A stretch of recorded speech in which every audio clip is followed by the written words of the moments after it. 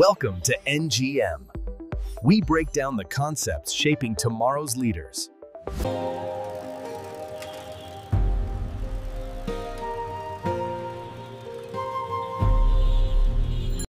অ্যাভেঞ্জার্সের মতো সিনেমা কি বাংলাদেশে বানানো সম্ভব, নাকি এটা জাস্ট একটা স্বপ্ন? আসেন আজকে রিয়ালিটি চেক করি।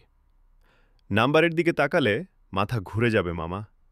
অ্যাভেঞ্জার্স এন্ড গেমের বাজেট ছিল প্রায় $356 মিলিয়ন, আর আমাদের ঢালিউডের হাই বাজেট মুভি মাত্র 1 থেকে 2 কোটি টাকা। এটা অনেকটা স্পিডবোটের সাথে এয়ারক্রাফট ক্যারিয়ারের তুলনা করার মতো। টাকাটা আসলে যায় কই? মার্ভেল খরচ করে তাদের টেকনোলজি আর ভিএফএক্সে, আর আমাদের এখানে বাজেটের 60 থেকে 70% চলে যায় হিরো হিরোইনের স্যালারিতে। প্রোডাকশনে ইনভেস্ট না করলে আউটপুট পাবেন কই? অ্যাভেঞ্জার্স মানে তো আর শুধু মারামারি না, এটা 96% কম্পিউটার গ্রাফিক্স।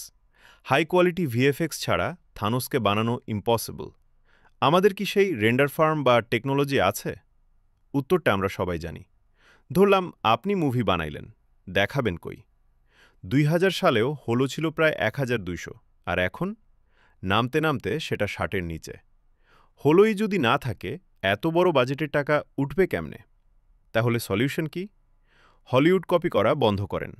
ইন্ডিয়ার মিনাল মুরালি দেখেন, বাজেট কম কিন্তু গল্পটা একদম মাটির।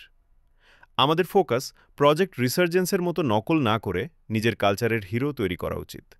মার্ভেল কিন্তু একদিনে অ্যাভেঞ্জার্স বানায় নাই। 2008 থেকে তারা ইউনিভার্স বিল্ড করছে, সময় নিচ্ছে। আর আমরা চাই এক মুভিতেই সব করে ফেলতে। এত তাড়াহুড়া করলে কালকি বা এমসিইউর মতো লেভেল ধরা পসিবল না। একা না পারলে পার্টনারশিপ করেন। ইন্ডিয়ার সাথে কো প্রোডাকশন ট্রিটি কিন্তু আছে। যশ রাজ বা রেড চিলিসের টেকনোলজি আর আমাদের ট্যালেন্ট, দুইটা মিললে বাজেট আর ইনফ্রাস্ট্রাকচার গ্যাপ কমানো সম্ভব। তবে মেইন গেমটা হলো এডুকেশনে। শুধু ক্যামেরা থাকলেই হয় না, স্ক্রিপ্ট রাইটিং আর সাউন্ড মিক্সিং শিখতে হবে। টেক্সাস বা মুম্বাই থেকে নলেজ এনে আমাদের ইকোসিস্টেম বিল্ড করতে হবে।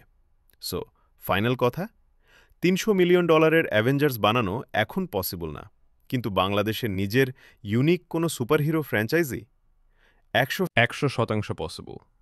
আমাদের শুধু সাহস করে গল্পটা বলতে হবে।